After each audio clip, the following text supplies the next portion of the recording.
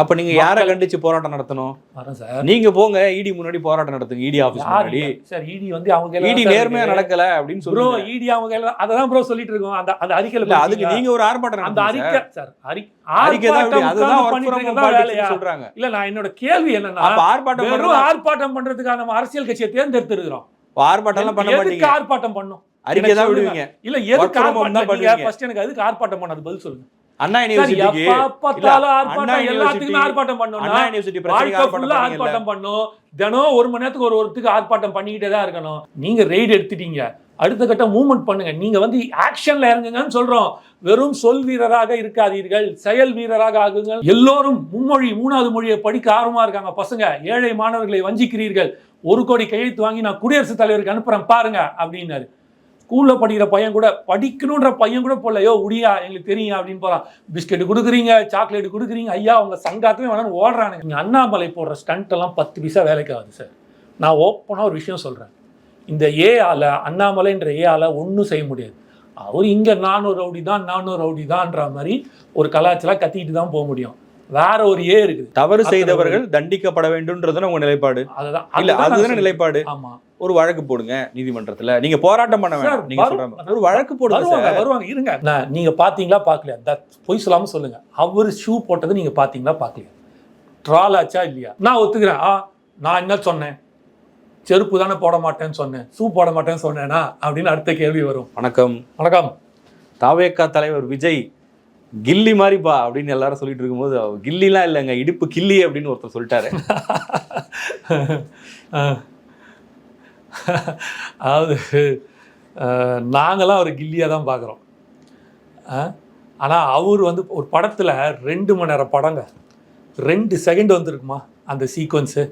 அது எந்த படத்தில் கூட ஞாபகம் இல்லை. நம்மலாம் ஃபஸ்ட் டே ஃபஸ்ட் ஷோ பார்க்குற ஆள். விஜய்னா படத்தை நல்லா இருந்துச்சுன்னா 2-3 தடவை கூட போய் பார்ப்போம். ரசிகர்களும் அப்படி தான். ஆனால் இவங்களுக்கு எது தோணுது பாரு, அந்த 2 மணி நேரத்தில் அந்த எல்லாத்தையும் விட்டாங்க. அந்த 2 செகண்டில் டேரக்டர் சொல்லி நடிச்சிருந்துருக்கலாம், இல்லை அந்த சாங்கில் ஏதாவது வந்திருக்கலாம். அது ஒரு ஒரு என்ன சொல்லலாம், அது ஒரு ரொமான்டிக்கான ஒரு சாங்காக இருக்கும்போது அது ஒரு டான்ஸில் வந்து கொரியோகிராஃப் பண்ணியிருக்கலாம். இதெல்லாம் சத்தியமாக மைண்டில் ஞாபகமே இல்லை. ஆனால் இவங்களுக்கு மட்டும் எப்படி இது ஞாபகம் வருது அப்படின்றது கண்டிப்பாக தெரியல. இது அவங்கள சொல்லி குத்தம் இல்லை, அவங்க கட்சி அப்படிப்பட்ட கட்சி. அது வந்து இவர் சொல்கிறார் இல்லையா, கில்லியில் அரசியல் பண்ணிகிட்டு இருக்கிறாரு, நாங்கன்னு அப்படியா பண்ணுறோன்ட்டுன்னு. அம்பு விட்ட அர்ஜுனான்ற ஒரு ரம்மி நாயகன் ஒரு கட்சியில் இருக்கிறார். கில்லவரும் அந்த கட்சியில் தான் இருக்கார், கில்லு வாங்கினவங்களும் அந்த கட்சியில் தான் இருக்காங்க இப்போது. சரியா? ஸோ அதெல்லாம் என்ன கணக்கு எப்படின்றது எங்களுக்கு புரியல. நல்லா படித்த மனுஷன் அவர் வந்து தெளிவாக பேசணும்னு நான் நினைக்கிறேன். இல்லை வச்சுக்கோங்களேன், அவர் தெளிவாக பேசுகிறாரு. இல்லை அதுதான், நீங்கள் தான் திமுகவோட பி டீம்ன்றாரு. அதுதான் வரேன். இப்போ அவர் பேசினதுக்காக, அவருக்கு படித்ததுனால அவருக்காக ஒரு வள்ளுவரோட குரலோட நான் ஒரு விஷயத்தை வைக்கிறேன். பல்லார் முனியப்ப பயனிலார் சொல்லுவார் எல்லாராலும் எல்லப்படும். அதாவது ஒருத்தர் ஒரு சில வார்த்தைகள் பேசுறதுக்கு முன்னாடி அதை உணர்ந்து அதை தெளிந்து கொண்டு பேசினால் அது வந்து சபையில் பேசும்போது அவர் எல்லப்படாமல் இருப்பாங்க. இல்லைனா இப்போ பாருங்கள், அடுத்த 20 நிமிஷம் இந்த வீடியோ ஃபுல்லாக அவரை போட்டு ட்ரால் தான் பண்ண போகிறோம், கலாய்க்க தான் போகிறோம் அவரை. ஏன்னா ஒரு நல்ல படித்த மனுஷன் இது பண்ணுமா அப்படின்னா வேறு வழியில் அவர் தான் பண்ணி விட்றாரு. அவருக்கான ஒரு மரியாதை கொடுத்துட்டு இருந்தோம். அவர் சரி ஒரு IPS படிச்சிருக்காரு, லண்டன்லலாம் போய் படிச்சுட்டு வர்றாருன்ட்டுன்னு.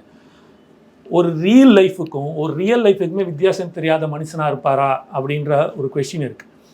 அவங்க கட்சியில் நீங்கள் சொல்கிறீங்கல்ல, இடுப்பை கிள்ளிக்கிட்டு போனாரா வந்தாரா இப்படிலாம் இருக்காரான்னு. காயத்ரி கேட்குறாமன்னு ஒருத்தங்க இருந்தாங்க. அவங்க ஒரு பெரிய குற்றச்சாட்டு வச்சுருந்தாங்க. இது வரைக்கும் அந்த குற்றச்சாட்டுக்கு இம்மீடியட்டாக அந்த குற்றச்சாட்டை பார்க்கப்படும், அதற்கான ஏதோ ஒரு போட்டு ஏதோ கமிஷன் ஏதோ ஒன்று சொன்னார், போட்டு அதை வந்து விரைவில் அதற்கான இது எடுக்கப்படும், நடவடிக்கை எடுக்கப்படும். நம்ம கட்சி விட்டு போய் 2 வருஷம் ஆயிடுச்சுன்னு நினைக்கிறேன். அதை பற்றி எந்த பேச்சில். ஏன் அந்த அம்மா வெளில போச்சு? காரணம் என்ன? போக காரணம் என்ன? இவங்க மட்டும் இல்லை, இந்த மாதிரி பல கௌதமி அம்மா வெளில வந்திருக்காங்க. அப்புறம் வேற ஒரு நடிகை பேர் மறந்துட்டேன். அப்புறம் வேற ஒரு லேடி, அவங்க பேர் மறந்து, ஒரு 5-6 லேடிஸு பாதுகாப்பை கருதி நாங்கள் வெளியில் வரோம் கட்சியை விட்டுன்னு இதே மாதிரி சொல்லிட்டு தான் எல்லாருமே வெளில வராங்க. இது வந்து பாரதிய ஜனதா பார்ட்டி இல்லை, இது வந்து பாலியல் ஜெல்சா பார்ட்டி. நாங்களாம் அப்படி தான் அதை பார்க்குறோம். இதெல்லாம் வெளில சொல்லக்கூடாது, சரி அவங்க கட்சி உள்குச்சிக்குள்ளே தான் நடக்குது, இது நம்ம ஏன்டா வெளில சொல்லிக்கணும்னு நினச்சோம். ஆனால் எப்போ நீங்கள் விஜயண்ணா வந்து அது ஒரு தொழில், அவர் படத்தில் நடிக்கிறார், முடிஞ்சிருச்சு. இதற்கும் அதற்கும் வித்தியாசம் இருக்குது. அது தெரியாமல் ஏதோ ஒரு உள்நோக்கத்தோடு நீங்கள் பேசுனீங்கன்னா அதற்கு பதிலடி கொடுத்து தான் ஆகணும். நிறையா பேர் இப்போ வந்து கமெண்ட்ல நீங்கள் எப்படா சொல்லலாம் எங்களை பார்த்து பாலியல் ஜல்சா பார்ட்டின்னு கேட்கலாம். இதற்கு நான் ஏன்னா நம்ம எது சொன்னாலும் அதுக்கு ஒரு இதோட கொடுத்துடணும், டேட்டாவோட சொல்லிடுவோம். 2012 கவர்மெண்ட் வந்து 2012 கர்நாடகாவில் பிஜேபி கவர்மெண்ட் இருக்குது எடியூரப்பாவோட தலைமையில். அப்போ வந்து லக்ஷ்மி சாவந்த் அப்படின்னு ஒருத்தர், அப்புறம் வந்து சிசி பாட்டீல்னு ஒருத்தர், அப்புறம் வந்து கிருஷ்ணா பாலிமர் அப்படின்னு ஒருத்தர், மொத்தம் 3 அமைச்சர்கள் சட்டசபையில் உட்கார்ந்து பான் வீடியோஸ் பார்த்தாங்கன்னு ஒரு மிகப்பெரிய சர்ச்சையாகி அவர்களை வந்து அதுக்கப்புறமா 3 பேர் இடைநீக்கம் செய்கிறாங்க அந்த கட்சியிலேருந்து. அதுக்கப்புறம் 2018 திருப்பி ஆட்சி, அப்புறம் வந்து 2018 வந்து இந்த ஜேடியும் காங்கிரஸும் சேர்ந்து ஆட்சி அமைக்கிறாங்க. அந்த காங்கிரஸ் ஆட்சி அமைச்சதை வந்து இவங்க உடைக்கிறாங்க, டோட்டலாக உடைச்சிட்டு இவங்க ஆட்சி திருப்பி அமைக்கிறாங்க. அப்போது அந்த 2018 அந்த 3 அமைச்சரில் 2 பேருக்கு அமைச்சர் பதவி திருப்பி கொடுக்குறாங்க. அந்த 3 பேர் இடைநீக்கம் செய்தால் அதில் முக்கியமாக அந்த லக்ஷ்மண் சாவந்த் இருக்கார் இல்லையா, அவர் துணை முதலமைச்சராகிறார். இத்தனைக்கும் அவர் ஜெயிக்க கூட இல்லை, அவரோட தொகுதியில் தோக்குறாரு, மக்கள் நிராகரிக்கிறாங்க. இவங்க வந்து இந்த இடுப்பு கிள்னது, இந்த பாலியல் சம்மந்தமாக இருக்கிறதுலாம் இவங்கெல்லாம் பேசவே கூடாது, தகுதியில். இதே மாதிரி திருப்பூரால் ஒரு எம்எல்ஏ இதே மாதிரி உட்காந்து சட்டசபையில் மக்களோட வரி பணத்தில் மக்களை பற்றி பேச வேண்டிய இடத்துல எல்லாத்தையும் விட்டுட்டு நீங்கள் வந்து சட்டசபையிலே உட்காந்து வீடியோ பார்க்குறீங்க, பான் வீடியோஸ். அப்போ உங்களை வந்து என்னன்னு கூப்பிடணும், பிஜேபின்னு கூப்பிடணுமா, பாரதிய ஜனதா பார்ட்டின்னு கூப்பிடணுமா, பாலியல் ஜல்சா கட்சின்னு கூப்பிடணும், பார்ட்டின்னு கூப்பிடணுமா? நீங்கள் தான் அதை முடிவெடுக்கிறீங்க. இல்லை, அவருடைய கேள்வியை பாருங்க. நாடகம் ஆடுறேன்னு நீங்கள் ஒரு அறிக்கை கொடுக்குறீங்க. யாருங்க நாடகம் ஆடுறா? நாங்கள் டாஸ்மாக் கடைகளை எதிர்த்து நாங்கள் போராட்டம் நடத்திட்டு இருக்கிறோம். இதை போய் நாடகம்னு சொன்னால் இதுனா ஒர்க் ஃப்ரம் ஹோம் பாலிடிக்ஸாக நாங்கள் பண்ணுறோம். முதல்ல வர சொல்லுங்கள், ஷூட்டிங் எல்லாம் முடிச்சுட்டு அரசியலுக்கு வர. முதல் கேள்விக்கு நான் முடிச்சிடுறேன், அதுக்கப்புறம் அடுத்த கேள்வி வரேன். இது இன்னும் முடிக்கல. இப்படிப்பட்ட ஒரு விஷயத்தை இவங்க பண்ணிட்டு இருக்கிறாங்க. ஆனால் விஜய்னா தான் சொந்த காசை போட்டு நடித்து அதை சம்பாதிச்ச காசு தான் அரசியலுக்கு கொண்டு வந்து செலவு பண்ணிட்டு இருக்காரு, உள்ளே இறங்கியிருக்காரு. இவங்கள மாதிரி மிரட்டி அஜித் பவார் இருக்கார் இல்லையா, சரத்பவாரோட இவர் மிரட்டி நேற்று வரைக்கும் திருடன்னு சொல்லி அமலாக்கத்துறையில் உட்காத்தி வச்சுட்டு அதுக்கப்புறம் இவங்க கட்சிக்கு வந்தவொடனே வாஷிங் மிஷினில் போட்டு வெளுத்து துணை முதலமைச்சர் கொடுத்து ஒரு கேவலமான கீழ்த்தனமான அரசியல் பண்ணலை. மிரட்டி உருட்டி எலக்ட்ரோ பால்ஸில் காசை வாங்கி அது மூலமாக கட்சி நடத்தலை விஜயண்ணா. இதை வாண்டடாக தான் நான் வைக்கிறேன். ஏன்னா இந்த எப்படிப்பட்ட கட்சி எப்படிப்பட்ட நடத்துறீங்கன்றதை பார்த்துக்குங்க, அதுக்கப்புறம் உங்கள் கம்பேரிசன் வைங்க. ஏன்னா நீங்கள் ஒரு விரலை நேற்றுக்கு சுற்றி காமிச்சிங்கல்ல, 3 விரல், அதுக்காக தான் நான் 3 விஷயத்தை எடுத்து வைக்கிறேன். ஒரு விரலை ஒருத்தனை பார்த்து காமிச்சா 3 விரல் உன்னை பார்த்து நிற்கும்னாங்க. இந்த மாதிரி அந்த 3 விஷயத்தையும் பாரதிய ஜனதா கட்சி மேலே நான் பாலியல் ஜல்சா பார்ட்டி கட்சி மேலே நான் வைக்கிறேன். இப்போ நீங்கள் கேட்ட கேள்விக்குள்ளே வரேன். ஆக்சுவலி இவங்க வந்து தெளிவுபடுத்திட்டாங்க. இவங்க போனாங்க, முறைகேடு நடந்துச்சு, அமலாக்கத்துறையில் எடுத்துட்டாங்க, 1000 கோடிக்கு மேல் ஊழல் சொல்லிட்டாங்க, கணக்கு வழக்கு பார்த்துட்டாங்க, எப்படியெல்லாம் நடந்திருக்குன்றது வரைக்கும் எடுத்துட்டாங்க. விஜயண்ணா என்ன கொடுத்தாரு? நீங்கள் கண்டுபிடிச்சிட்டீங்க, நீங்கள் நடவடிக்கை எடுக்க வேண்டியதானே. ஏன் இப்படி வந்து ஒரு ட்ராமா பண்ணிட்டு இருக்கீங்க உட்காந்துக்கிட்டு? இது தேவையில்லாத விஷயம் தானே. போராட்டம் பண்ண ட்ராமாவாது, போராட்டம் பண்ண drama. Get into action sir. இப்போ போராட்டம் எதுக்கு பண்ணுறீங்க? இப்போ ரொம்ப சிம்பிளாக சொல்கிறேன். மத்தியில் வந்து நடுவண் அரசாக காங்கிரஸ் இருக்குது, காங்கிரஸும் திமுகவும் கூட்டணி. அங்கே இப்படி ஒரு விஷயம் நடந்திருக்கு, ஆனால் காங்கிரஸ் எந்த நடவடிக்கையும் எடுக்கலை, அதுக்காக நீங்கள் போராட்டம் பண்ணுறேன்னு சொல்லுங்கள், சூப்பர், நாங்களும் சேர்ந்து உங்க கூட போராட்டம் பண்ணுறோம், கரெக்டுங்கன்ட்டு. நீங்கள் தானே சார் அங்கே உட்காந்துருக்கீங்க. உங்களுக்கு இல்லாத பவர் யாருக்கு சார் இருக்குது? அமலாக்கத்துறை இண்டிபெண்டான ஒரு அமைப்பு. அப்படியா? பிஜேபி அவங்க தனியாக எங்கள் அரசியல் ரீதியாக போராட்டம் நடத்துகிறாங்க. அப்படியா? இடியை போயிட்டு அண்ணாமலை சொன்னா இடி வந்து உடனே ஆக்ஷன் எடுத்துருமா சார்? இடி அப்போ எப்படி சார் வந்தாங்க? என்ன கணக்கு சார்? அப்போ இவர் எப்படி சார் பார்த்தாங்க? டெல்லியில் வந்து அரவிந்த் கெஜ்ரிவால் எங்கேன்னு சார் கணக்கில் வந்துச்சு? அதுதான் சார் இடியோட நடவடிக்கை. சத்தீஸ்கர்ல வந்து எப்படி இடி ஆக்டர்? முதல்ல எலெக்ஷன் கமிஷனே வந்து இண்டிபெண்டன்ட் பாடி இல்லை, அதுவே வந்து இப்போ மோடி யாரை சொல்கிறாரோ அவங்க தான் வந்து இதுவாக முடியும். 3 பேர் கொண்ட டீமு, அதில் ஒன்று வந்து பிரைம் மினிஸ்டர், ஒன்று எதிர்கட்சி தலைவர், ஒன்று chief justice of supreme court of chief justice. ஏன் chief justice of supreme court of chief justice ஏன் வெளில எடுத்தீங்க? வேற ஒருத்தர் உங்கள் ஆலயம் உள்ள போட்டுக்கிட்டீங்க. அதெல்லாம் வெளியில் வேணால் சொல்லிக்கலாம். நாங்கள் என்ன கேட்குறோம், நீங்கள் ஊழல் நடந்தால் நடவடிக்கை எடுங்க. அது ஏன் ட்ராமா பண்ணுறீங்க? உங்கள் கணக்கு நான் சொல்கிறேன், இவங்க என்ன ட்ராமான்றதை. டெல்லியில் இப்படி நடந்துச்சு, இந்த மாதிரி ஒரு போராட்டத்தை பண்ணி ஒரு 6 மாதத்துக்கு முன்னாடி அரவிந்த் கெஜ்ரிவால் அரெஸ்ட் பண்ணி என்ன ஒரு பெரிய நாங்கள் தான் நேர்மையான கட்சி, இவங்க எல்லோருமே ஊழல் கட்சின்னு காமிச்சிட்டு அது மூலமாக ஆட்சியை பிடிச்சாங்க இல்லையா? அதே பிளான் தான் தமிழ்நாட்டில் கொண்டு வராங்க. இப்போ என்ன நடப்பாங்கன்னா, இந்த முறைகேடு நடந்திருக்கு இல்லையா, இந்த ரிப்போர்ட் போயிடும். இப்போ சிஏஜி இருக்காங்கல்ல, அவங்க கண்ட்ரோல் எடுத்துருவாங்க. முறைகேடு நடந்ததுனால் எந்த வித பரிவர்த்தனையும், no cash, any transaction will not be done by the TASMAC government. டாஸ்மார்க்கில் இருக்கிற மேனேஜ்மெண்ட்டால் பண்ண முடியாது. சிஏஜி தான் இனிமேல் எதுவாக இருந்தாலும் மூவ்மெண்ட் பண்ணும். ஸோ ஆட்டோமேட்டிக்காக ஏதோ கொஞ்சம் காசு தமிழ்நாடு கவர்மெண்ட்டுக்கு வந்து இந்த டாஸ்மார்க் மூலமாக அது கொள்ளடிச்சான் போனால் வந்து அதெல்லாம் அடுத்தது, அது நம்ம வேறு பாயிண்ட்டு, அது வேறு இதுக்குள்ளே வருவோம். அது தனியாக திமுகவுக்கு ஒரு நாள் வைப்போம், செய்வோம் நம்ம அவங்கள தனியாக. இந்த இதை ஃபுல்லாக கண்ட்ரோல் எடுத்துரும். ஸோ இன்றைக்கி ஒரு கிளாஷ் ஃப்ளோ இருக்குல்ல தமிழ்நாட்டுக்குள்ளே, இந்த டாஸ்மார்க் மூலமாக ஒரு ரெவென்யூ ரொட்டேட் ஆகிட்டு இருக்குல்ல கவர்மெண்ட்டுக்கு, அது டோட்டலாக ஸ்டாப் ஆகிடும். எந்த பணமும் தமிழ்நாட்டுக்குள்ளே டாஸ்மார்க் மூலமாக இன்றைக்கி சிஏஜி மூலமாக தான் போகும்.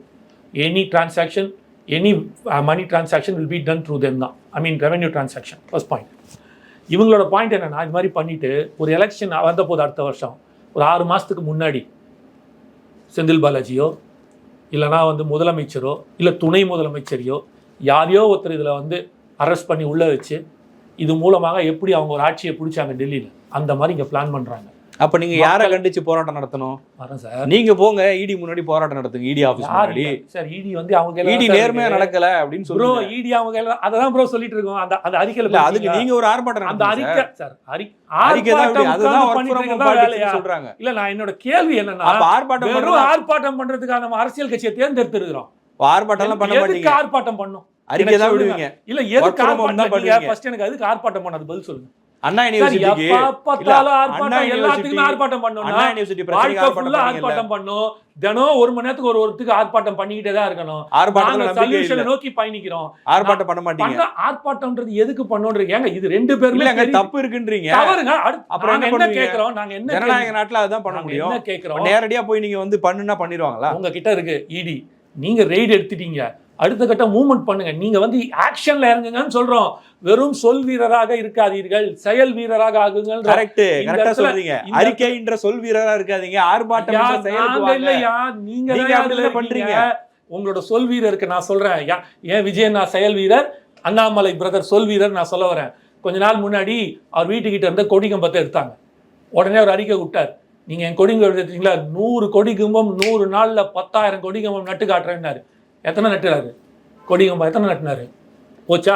இப்போ ஒரு 15 நாள் முன்னாடி, 10-15 நாள் முன்னாடி எல்லோரும் மும்மொழி 3வது மொழியை படிக்க ஆர்வமாக இருக்காங்க பசங்க, ஏழை மாணவர்களை வஞ்சிக்கிறீர்கள், 1 கோடி கையெழுத்து வாங்கி நான் குடியரசுத் தலைவருக்கு அனுப்புகிறேன் பாருங்க அப்படின்னாரு. ஸ்கூலில் படிக்கிற பையன் கூட, படிக்கணுன்ற பையன் கூட போடல, யோ உடியா எங்களுக்கு தெரியும் அப்படின்னு போகிறான். பிஸ்கெட்டு கொடுக்குறீங்க, சாக்லேட்டு கொடுக்குறீங்க, ஐயா அவங்க சங்காத்தமே வேணான்னு ஓடுறானுங்க. இப்போ என்ன சொல்லியிருக்கீங்க? 5000 டாஸ்மார்க்கில் வந்து முதலமைச்சர் ஃபோட்டோவை மாட்டோன்றீங்க. வாழ்த்துக்கள், மாட்டினீங்கன்னா ரொம்ப சந்தோஷம். பண்ணுறீங்களான்னு பார்ப்போம். மாற்றோம் பாருங்க, மகளிர் வச்சு இனி நாங்கள் யாருன்னு காட்டுறோம். நாங்கள் வெறும் சொல்லுலே தானே இருக்குது, நீங்க செயல்ல வரலையே. மாநாட்டில் பேசும்போது விஜய் சொல்லல செயல் செயல் செயல்லாம் சொன்னாரு. பார்க்க நல்லா இருந்தது. ஆமா, ரீல்ஸ் எல்லாம் பார்த்து சில்லறையை செதற விட்டாங்க அவங்க ஆதரவாளர்கள். விஜய் என்ன பண்ணாரு இத்தனை நாள்? இப்போ ஊழல் செஞ்சது திமுக, கள்ள உழவர் வச்சிருக்கிற நீங்க வந்து இல்லன்றீங்க, எதிர்கட்சின்றீங்க, அவங்களுக்கு நாங்கள் எதிர்ப்புன்றீங்க. அப்போ செய்ய வேண்டிய ஆள் யாரு? நீங்கள் தான் செய்யணும். இங்கே அண்ணாமலை போடுற ஸ்டண்ட்டெல்லாம் 10 பைசா வேலைக்கு ஆகுது சார். நான் ஓப்பனாக ஒரு விஷயம் சொல்கிறேன். இந்த ஏஆல, அண்ணாமலைன்ற ஏஆல ஒன்றும் செய்ய முடியாது. அவர் இங்கே நானும் ரவுடி தான்ன்ற மாதிரி ஒரு கலாச்சாரம் கத்திக்கிட்டு தான் போக முடியும். வேற ஒரு ஏ இருக்குது, அதானின்ற ஒரு ஏ. அந்த அதானின்ற ஏ கிட்ட பேசி 40,000 கோடிக்கு டெண்டரை விட்டு எல்லாம் முடிச்சாச்சு இந்த திமுகன்ற ஒரு கட்சி. இப்போ அடுத்த நேரத்துக்கு ஃபோன் போயிருக்கோம். அந்த அதானி ஏன்ற ஏ யாரை கண்ட்ரோல் பண்ணுறதுன்னு எல்லாருக்குமே தெரியும். அங்கே இன்ஃபர்மேஷன் போச்சுன்னா இது சும்மா மேலோட்டமாக அப்படி நாங்களும் பூச்சாண்டி காட்டுற ஒரு சின்ன சீன் தானே தவிர இதுதான் உண்மையிலே நடக்க போகிற விஷயம், இதுதான் நடக்கிற விஷயம். அதனால் இந்த ஏஆல அந்த ஏ எதுவுமே செய்ய முடியாது. அந்த ஏ தான் நடத்து ராஜ்யத்தையே. அவர் அந்த ஏ என்ன சொல்லுதோ அதுதான் அங்கே இருக்கிற இன்னொரு ஏ கேட்கும். 3வது ஏ ஒன்று இருக்குது தெரியும்ல, அமித்ஷான்ற ஒரு ஏ கேட்கும். அதனால் இதை நான் ரொம்ப லைட் வெயிட்டாக தான் சொல்கிறேன். ஏன்னா இது அந்தளவுக்கு சீரியஸாக வேறு வழி கிடையாது. இன்றைக்கி குரோனிக் கேபிட்டலிசம் தான் டோட்டலாக இந்தியாவே ஆட்டி படைச்சிருக்கு. இது உலகம் ஃபுல்லாக இருக்குது. எலான் மஸ்க் சொல்கிறது தான் ட்ரம்ப் கேட்டுட்டு இருக்காரு. என்ன பண்ண சொல்கிறீங்க? வேறு வழி இல்லாமல் மாறிடுச்சு. இது மாற்றுவோம். ஆதவர்ஜுனா சொல்கிறது தான் விஜய் கேட்குறாரா? இதை நீங்கள் அந்த ஏ சொல்கிறது தான் இந்த வி கேட்குதா? எந்த ஏ? Double A. ஆதவர்ஜுனாங்கிற டபுள் ஏ கட்சியில் வந்து இப்போ தான் சார் 2 மாதம் ஆகுது, ஆட்சிக்கு வரல. நீங்கள் எப்போ கேட்கணும் அப்படின்னா, ஆட்சிக்கு வந்து இது போல் நடந்துச்சுன்னா இப்பெல்லாம் நீங்க அந்த கேள்வி கேளுங்க, அப்ப நாங்க பதில் சொல்றோம். கட்சி நிர்வாகத்துல ஒரு அங்கேயும் ஒரு பவர் தேவைப்படுது இல்ல? எங்க சார் விஜய் தான் இண்டிபெண்டா செயல்படுறாரா? ரொம்ப சிம்பிள். நீங்க அந்த கட்சியில அவருக்கு என்ன பொறுப்பு கொடுத்துருக்காங்க, என்னவா கொடுத்துருக்காங்க? தேர்தல் பிரச்சார வியூக அமைப்பாளர் போட்டு பொதுச் செயலாளர் கொடுத்துருக்காரு. தேர்தல் முடிஞ்சிச்சுன்னா கட்சிக்குள்ள அவர் இருக்காரா இல்லையான்றது இன்னும் டவுட்லேயே இருக்கு. எனக்கு புரியல. இப்படி ஒரு போஸ்டிங் கொடுத்துருக்காங்க, இது என்னது? ஓகே, கட்சியில் இருக்காருன்னு வச்சுக்கலாம், இல்லை இல்லைன்னு வச்சுக்கலாமா? இப்படியும் பார்க்கலாம், அப்படியும் பார்க்கலாம். தேர்தல் பிரச்சார வியூக அமைப்பாளர் ஒன்று கொடுத்துருக்காங்க. ஸோ எலெக்ஷன் சம்மந்தமாக ஒருத்தர் ஒர்க் பண்ணி கொடுக்குறாரு. இப்போதைக்கு நான் அப்படி தான் நான் பார்க்குறேன். இல்லை, எல்லா நிகழ்ச்சியிலையும் அவர் தான் இருக்காரு. இல்லை, அப்போ இஃப்தார் உங்க தேர்தல் பிரச்சாரமா? கலந்துக்கிறது வேற சார். இப்போ அப்படி பார்த்தீங்கன்னா நாங்கள் கூட போய் கலந்துக்கிட்டோம். ஏற்பாடே பண்ணிருக்காங்க. கூட்டணி கட்சியாக நாங்களும் போய் கலந்துக்கிட்டோம். முஸ்லிம் வாய்ஸ் ஆஃப் காமன்ஸ் தான் ஏற்பாடே பண்ணிருக்காங்க. இந்தியன் முஸ்லிம் கேளுங்க, இந்தியன் முஸ்லிம் லீக், அது அவர் பேர் முஸ்தபா, அவரு தான் கலந்துக்கிட்டார். ஆமா சாரி, தமிழ்நாடு முஸ்லீம் லீக் முஸ்தபா சார், அவரு தான் கலந்துக்கிட்டாரு. சார் கலந்துக்கிறதுல ஒன்றும் தப்பு இல்லை. அது கரெக்ட். இல்ல ஏற்பாடு பண்ணதே அவங்க தான் பண்ணிருக்காங்க. வாய்ஸ் ஆஃப் காமன்ஸ் தான் பண்ணிருக்காங்க. ஓகே, உங்க பாயிண்ட்டுக்கே வரேன். நீங்க சொன்ன மாதிரியே வச்சுப்போமே, ஆட்சிக்கு வரல, இன்னும் கேட்க ஆரம்பிக்கல, கேட்டதுக்கு அப்புறம் பேசுவோம். இப்போ இந்த 3 ஏ பத்தி பேசிட்டு இருப்போம். அந்த ஏக்கு காலம் இருக்கு. 2026 அப்புறம் கேள்வி கேளுங்க. அப்ப எப்படி வி வந்து அந்த ஏ கேக்குதா, இல்ல விஎம் செல்ஃபா வந்து முடிவு எடுக்குதா அப்படின்றத அப்ப நம்ம பேசுவோம். இப்போ இந்த விஏ என்ன, விஜயண்ணா என்ன எடுக்குதுன்னு அப்புறம் பேசுவோம். இந்த 3 ஏக்குள்ள பேசுவோம். அதனால கையில வச்சு அது மட்டும் அதோட கண்ணாடி நீங்க சொல்ற இருங்க, கைம்பொண்ணுக்கு தேவையில்லை கண்ணாடி மாதிரி உங்ககிட்ட எல்லா டேட்டாவும் கையில இருக்கு. இது தெளிவுபடுத்திட்டான். ஏன்னா எங்களுக்கே தெரியும். இப்போ நீங்கள் 1/2 மணி நேரம் பேச விட்டீங்கன்னா எப்படிலாம் ஊழல் நடந்திருக்கு, கான்ட்ராக்ட் அதாவது லாஜிஸ்டிக்ஸில் எப்படி ஊழல் பண்ணியிருக்காங்க, பாட்டிலிங்கில் எப்படி ஊழல் பண்ணியிருக்காங்க, சரக்கில் எப்படி ஊழல் பண்ணியிருக்காங்க, பில்லிங்கில் எப்படி ஊழல் பண்ணியிருக்காங்க. நான் ஒரு மணி நேரம் சொல்வேன். தவறு செய்தவர்கள் தண்டிக்கப்பட வேண்டும்ன்றதுன்னு உங்க நிலைப்பாடு. அதுதான் நிலைப்பாடு. ஆமா, ஒரு வழக்கு போடுங்க நீதிமன்றத்துல. நீங்க போராட்டம் பண்ண வேண்டாம். நீங்க சொல்ற ஒரு வழக்கு போடுங்க. வருவாங்க. இருங்க, முதல்ல நீங்க இதுவரைக்கும் எத்தனை நீங்க ஊழல் என்ன பண்றீங்கன்னு பாப்போம். ஊழல் கபடதாரிகள்னு சொல்றீங்க. நீங்க என்ன பண்றீங்கன்னு பாப்போம் சார். நீங்க முன்னாடி நாங்க ப்ரூவ் பண்ணும்ல, 2 பேரும் ஒண்ணுதான். நீங்க வந்து என்ன அது எப்படி கரெக்டா சொல்லி வச்ச மாதிரி சொல்றீங்க? திமுகல இருக்கிறவன் வந்து கரெக்டா சொல்றான், பாஜகவின் பி டீம் தான் தாவேகான்றாங்க. இவரு அப்படியே சொல்றீங்க, பாஜக இருக்கணும்னு சொல்றீங்க, திமுகவின் பி டீம் தான் வந்து தாவேகான்றீங்க. 2 பேரும் எப்படி அழகா மாத்தி சொல்லிக்கிறீங்க? அப்போ இதான் என்ன தெரியுது? எதிரிக்கு எதிரி நண்பன். நாங்க எதிரி, நீங்க 2 பேரும் எதிரின்னு சொல்லிக்கிறீங்கன்னா உள்ளுக்குள்ள நண்பன் அப்படின்னு தெரியுதுல்ல. என்ன கணக்கு இது உங்களுக்கு? நான் என்ன சொல்றேன், எல்லாமே கையில வச்சிருக்கீங்க ப்ரூஃபோட, தெளிவா வெளில தெரிஞ்சிருச்சு. நீங்க ஆக்ஷன் எடுங்கன்றோம். நீங்க எடுக்காத போய் ஒரு 2 மாசமோ 3 மாசமோ 1 மாசம் 2 மாசம் ஆகி இல்லைன்னா அதுக்கப்புறம் நாங்க கேஸ் போடுவாங்க, கண்டிப்பா போடுவாங்க. பரந்தூர் விமான நிலையத்துக்கு போடுறோம்னு சொல்லியிருக்காருல அண்ணன், நாங்க கூட நிற்போம் சட்ட ரீதியான்னு. அது போல வரும். கொஞ்சம் இன்னும் ஒரு 15 நாள் 20 நாள் பொறுங்க. ஏப்ரல் 15 தேதிக்கு அப்புறம் பாருங்க, டெய்லி பிரேக்கிங் நியூஸா உங்களுக்கு வரப்போகுது. வச்சு செய்ய போறாரு. ஒரு மாவட்டத்தில் நடக்கிற ஊழலையும் இப்பவே ஆர்டிஐ போட்டு எல்லாத்தையும் எடுக்க ஆரம்பிச்சாச்சு பசங்க. அங்கங்க மாவட்டம்னா டிவிகேல மாவட்ட செயலாளர் நியமனம் அது சொல்றீங்களா? தமிழ்நாடுல இருக்கிற மாவட்டங்கள் இல்ல, அது கூட ஆடியோலாம் வருது, அதனாலதான் கேட்டேன். என்ன வேணாலும் வரட்டும். அதாவது சொல்றேன்னு, முதல்ல சிரிப்பார்கள், அப்புறம் வந்து இலக்கணமாக இது பண்ணுவாங்க, காந்தி சொன்னதுதான். அதுக்கப்புறம் வந்து கேள்வி கேட்பார்கள், அதுக்கப்புறம் மண்டிடுவார்கள். இப்போ நீங்கள் 3ஆவது இடத்துக்கு வந்தாச்சு தாவேக்கா. என்ன ஃபஸ்ட்டு வந்து சிரிப்பார்கள், அப்புறம் புறந்தள்ளுவார்கள், அப்புறம் வந்து கேள்வி கேட்பார்கள், அப்புறம் மண்டிடுவார்கள். நீங்கள் இப்போ 3ஆவது இடத்துக்கு வந்துட்டீங்க. நீங்கள் எல்லாம் கேள்வி கேட்க ஆரம்பிச்சிட்டீங்க. என்னைக்கு விஜயனா வந்து பேச ஆரம்பிக்கிறாரோ அன்னைக்கு எல்லோருமே மண்டிடுவார்கள். அதாவது யூ வில் கெட் சரண்டர், அவர் சொல்கிறது கரெக்டு அப்படின்றது. அது விரைவில் வரும். என்னோட பாயிண்ட் என்னென்னா, நீங்கள் இதை செய்கிறீங்க அப்படின்னா அதை நீங்கள் சொல்லுங்கள். நீங்கள் பண்ணுற இடத்துல இருக்கீங்க, அதனால தான் உங்களை கேட்குறேன். இப்போ அதிமுக போராடிச்சு வச்சுக்கோ, பெருசாக ஏற்றுக்க மாட்டோம். அதை பற்றி எதுவுமே பேசி ஒரு அதிமுக ஆக்சுவலி போராடிச்சுன்னு நினைக்கிறேன். ஏதாவது அறிக்கை வந்துச்சா? வரல. யார் எந்த பொசிஷனில் இருக்காங்களோ அவர்களே நாடகம் நடத்தும் போது தான் கோவம் வருது. மக்களை திசை திருப்புறீங்க, ஏமாத்துறீங்க அப்படின்ட்டு. இப்போ சினிமாவில் நேற்று வரைக்கும் இவர் வந்து அந்த மாதிரி காட்சிகள்லாம் வச்சுட்டு இன்னைக்கு வந்து மதுவுக்கு எதிராக பேசலாமான்னு கேட்குறாங்களே சார். சினிமான்னு நீங்களே சொல்லிட்டீங்க, அதுக்கு ஒரு சென்சார் போர்டு இருக்குது. அந்த இடத்துல கீழே வந்து மதுவோ சிகரெட் பிடித்தாலோ புகை பிடிப்பது கெடுதல்னு சொல்லிட்டு முன்னாடியும் போடுறான், அது கீழே சிஜியில் ஒர்க்கில் போடுறான். எல்லாமே அண்டர் உங்கள் சென்ட்ரல் கவர்மெண்ட்டு சென்சார் போர்டு சொல்லி தான் நடக்குது. இல்லை தூக்குங்க, இனி சிகரெட் காட்சியே இருக்கக்கூடாது, குடிக்கிற காட்சியே இருக்கக்கூடாது சென்சார் போர்டில்னு உங்கள் ஆட்கள் தான் பாஸ் உட்காந்துருக்கீங்க. பேர்லாம் சொல்லட்டுமா யார் யாரெல்லாம் இருந்தாங்கன்ட்டுன்னு? அந்த இந்த இதில் இருக்காங்க, சென்சார் போர்டு சர்டிஃபிகேட் கொடுக்குறவங்க. சென்ட்ரல் கவர்மெண்ட்டாக தூக்கிடலாங்க. அப்போ நடிகர் வைக்க போகிறதில்ல, விஜய் சார் நடிக்க மாட்டாரப்பா, இது சென்சார் போர்டில் வராதுப்பா, இது வந்து சட்டப்படி குற்றமாப்பா, தூக்க போகிறாங்க. இல்லை, அவ்வளோதானே. நீங்கள் தானே சார் அனுமதிக்கிறீங்க. அனுமதிக்கக்கூடிய சில கிரைட்டீரியா நீங்கள் வைக்கும்போது அதை யூஸ் பண்ணிக்கிறாங்க, அவ்வளோதான். ரெண்டாவது மறுபடியும் அது ஒரு படம். எப்படி சார் ஹீரோயினை சுற்றி இப்போது ஒரு புதுசாக கல்யாணம் ஆனவங்க 2 பேரும் ஜோடியாக ஹனிமூன் போகிற மாதிரி ஒரு படம் இருக்குது, பாட்டு பாடி டான்ஸ் ஆடுறாங்க. எவ்வளோ ரோட்டில் போகிறவனா ஒருத்த கிண்டல் பண்ணானா 10 பேர் சேர்ந்து அடிக்க வரும்போது ஹீரோ அடித்து காலி பண்ணுறாரு. எப்படி 10 பேர் சேர்ந்து அடிக்க முடியுமா? நியாயமாக பேசுவோம். அது ஒரு படம், ஒரு பொழுதுபோக்கு. இதுக்கும் அதுக்கும் வேற இல்ல. இப்போ இது நீங்க திமுக எதிர்ப்பு, உங்களுடைய திமுக எதிர்ப்புல நீங்க தான் உறுதியான ஆட்கள்னு சொல்றீங்கல்ல. ஆமா, அண்ணாமலை திமுகவை ஆட்சியிலிருந்து இறக்குற வரைக்கும் நான் ஷூவோ செப்பலோ போட மாட்டேன்னு சொல்லி வெறுங்காலோட நடந்து போயிட்டு இருக்காரு சார். அப்படி பண்றீங்களா நீங்க? உங்களுக்கு தெரிஞ்சுக்கிட்டே கலாய்க்கிறீங்க பாத்தீங்களா? அவர் செருப்பு தான் போட மாட்டேன்னாரு, ஷூ போட மாட்டேன்னு சொன்னாரா? நான் திமுக ஆட்சி எடுக்கிற வரைக்கும் மீட்ல செய்தியாளர்கள் முன்னாடி தான் சார் அவர் ஷூவை கழட்டி அவரே கையில எடுத்துட்டு போனார். அப்புறம் அது பேர் என்ன? ஷூ போடாம என்ன? போட மாட்டேன்னு சொன்னாரு. இதுக்கப்புறம் எங்க போட்டிருக்காரா? செருப்பு போடல சார், ஷூ போடுறாரு சார். விடுங்க அதெல்லாம்.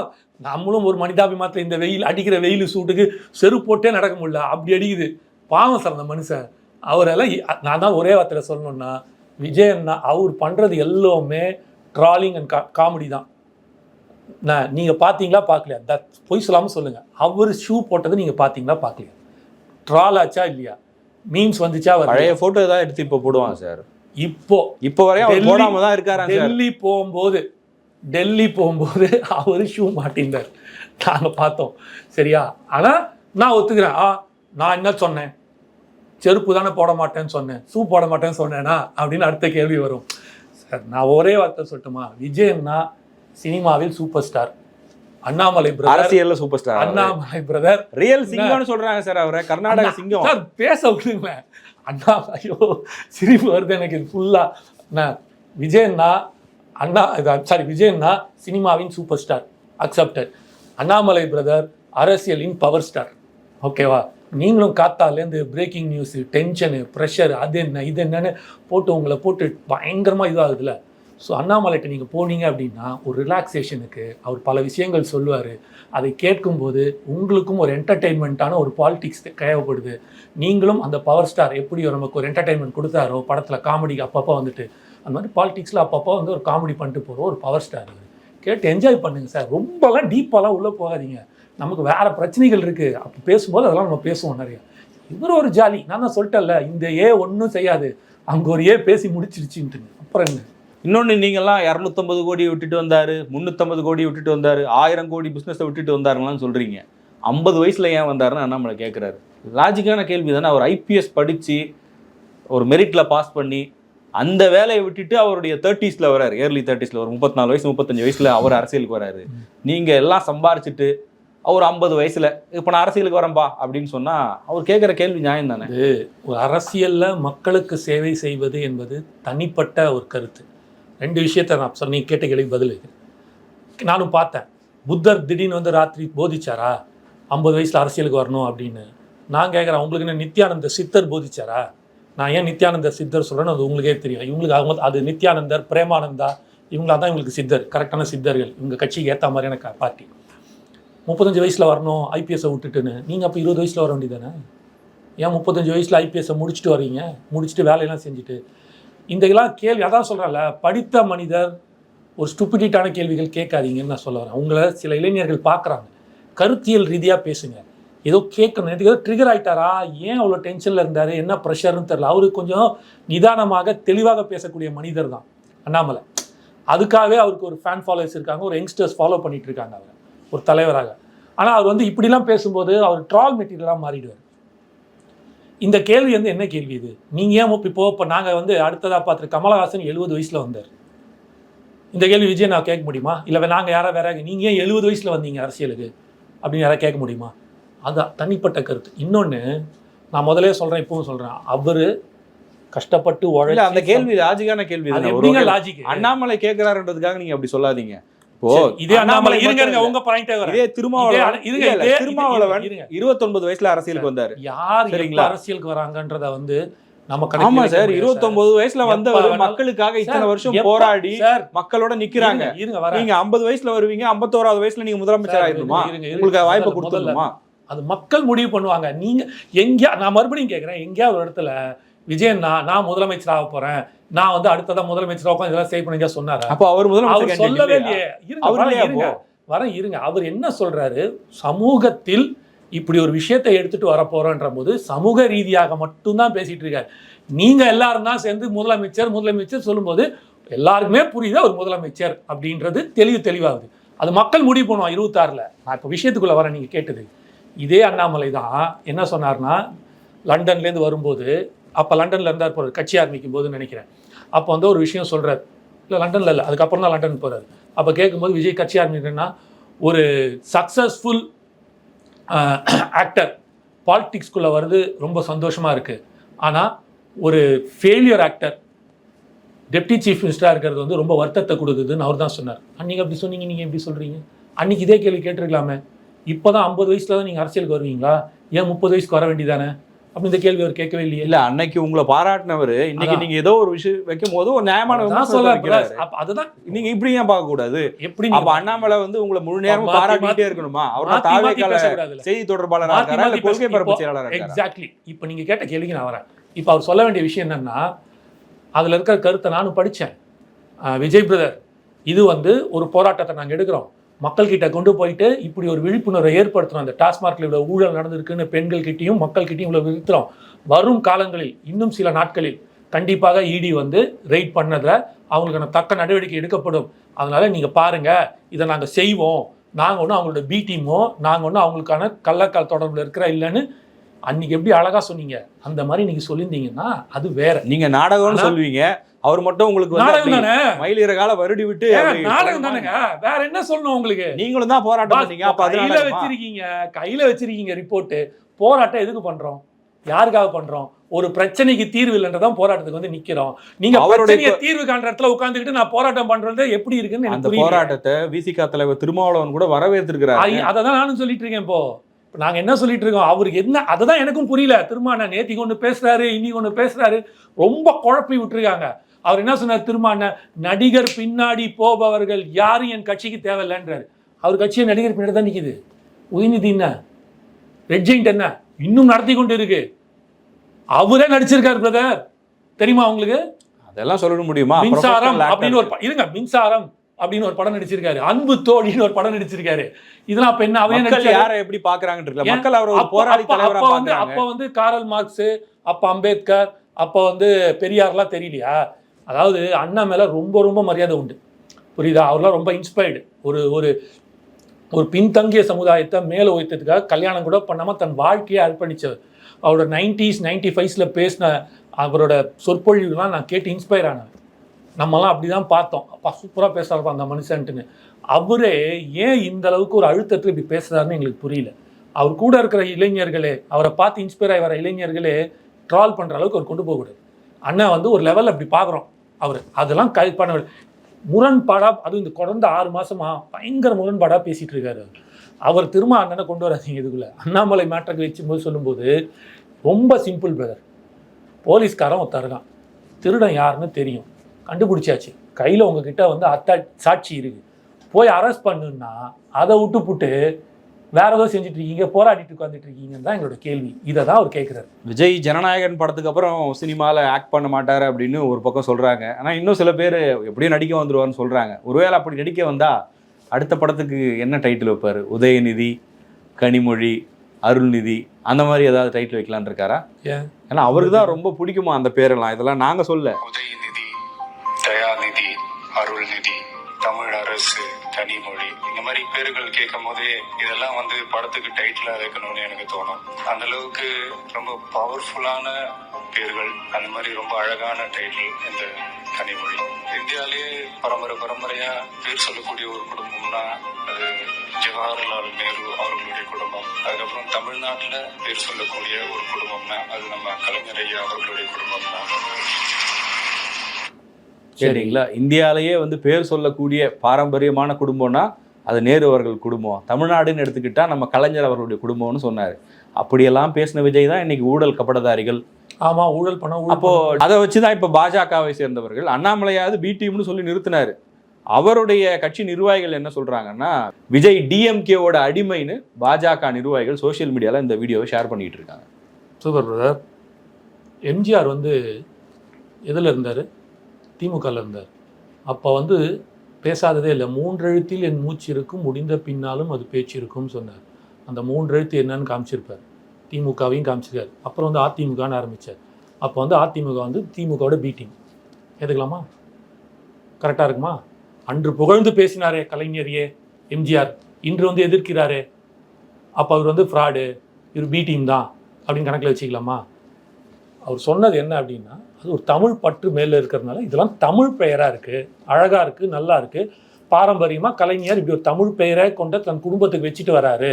எப்படி நேரு ஃபேமிலி அவங்களுக்கு ஒரு பாரம்பரியமான ஒரு ஃபேமிலிக்கு அவங்க காந்தியோட பற்றில் ராகுல் காந்தி, இந்திரா காந்தி, இந்திரா காந்தி, சஞ்சய் காந்தி, ராஜீவ் காந்தி, அதுக்கப்புறம் ராகுல் காந்தி, பிரியங்கா காந்தின்னு அந்த பற்றில் வச்சுட்டு வராரோ, தமிழ் பற்று உண்டு, அது மூலமாக ஒரு பேர் வச்சுட்டு வராரு. இந்த பேர் படத்துக்கே வைக்கிற அளவுக்கு நல்லா இருக்கு அப்படின்ற ஒரு மேடை நாகரிகத்துக்காக அதை பாராட்டி சொன்ன ஒரு விஷயம். இது ஏதோ ஒரு அதி புத்திசாலித்தனமாக ஒரு பெரிய டிடெக்டிவ் ஏஜென்ட்டாக, அது யாருன்னு கூட தெரியும், நீங்கள் பேர் சொல்ல விரும்பினாலும் நானும் சொல்ல விரும்பலை, ஒருத்தர் ட்வீட்டு போட்டிருக்காரு, இன்னும் அதி புத்திசாலித்தனமாக ஒரு டிடெக்டிவ் ஏஜென்ட் கண்டுபிடிச்சி ஷெர்லாக் ஹோம்ஸ் மாதிரி இவர் கண்டுபிடிச்சி போட்ட மாதிரி இவர் போட்டுட்ருக்காரு. அதுதான் சொல்கிறேன்ல, நீங்கள் மறுபடியும் நீங்கள் ஏதோ புத்திசாலித்தனமாக செய்கிறேன்னு சொல்லிட்டு உங்களை நீங்களே உங்கள் புத்திசாலித்தனத்தை கீழே திருமைப்படுத்திட்டு வந்துட்டு இருக்கிறீங்க. முதல்ல உங்கள் கட்சியில் இருக்கிற பிரச்சனையை போய் பாருங்கள். என்ன இன்னிலேருந்து எனக்கு தெரிஞ்சு உங்களை வந்து எல்லாரும் பாலியல் ஜல்சா பார்ட்டின்னு கூப்பிடுவான்னு நான் நினைக்கிறேன். அதுக்கான நான் டேட்டாவோட வேறு எடுத்து வச்சுட்டேன். இதுக்கெல்லாம் நம்ம என்ன பதில் சொல்லணுன்றது தெரியல. இதெல்லாம் நான் மறுபடியும் சொல்கிறேன் இல்லையா, மக்கள் ரொம்ப தெளிவாக இருக்கும். எது சினிமா, எது ரியல், எது ரீல் அப்படின்றத நீங்கள் சினிமாவை காமிச்சு நீங்கள் மேலும் சிறுமைப்படுத்த நினச்சிங்க அப்படின்னா அது உங்களுக்கு தான் பேக் ஃபயர் ஆகும். அதை விட்டுவிட்டு உண்மையிலேயே உங்ககிட்ட ஆட்சி இருக்குது, உங்ககிட்ட அதிகாரம் இருக்குது, இவ்வளோ ஊழல் செய்கிறாங்கன்னு உங்களுக்கு எல்லாமே தெரியுன்ற போது ஏதாவது ஒரு தக்க நடவடிக்கை எடுத்தீங்கன்னா உங்களுக்கான ஒரு வாய்ப்பு காத்துட்ருக்கும். அது ஒரு எம்எல்ஏவோ 2 எம்எல்ஏவோ ஏதாவது ஒரு மக்கள் நம்பி போடுறதுக்கான வாய்ப்பு இருக்கும். நீங்கள் இப்படி தான் பண்ணுவீங்க, மிரட்டி பின்வாசல் வழியாக தான் மிரட்டி நீங்கள் வருவீங்க அப்படின்னா தமிழ்நாட்டில் அது பருப்பு வேகாதுன்றதை தெளிவாக நான் சொல்கிறேன்.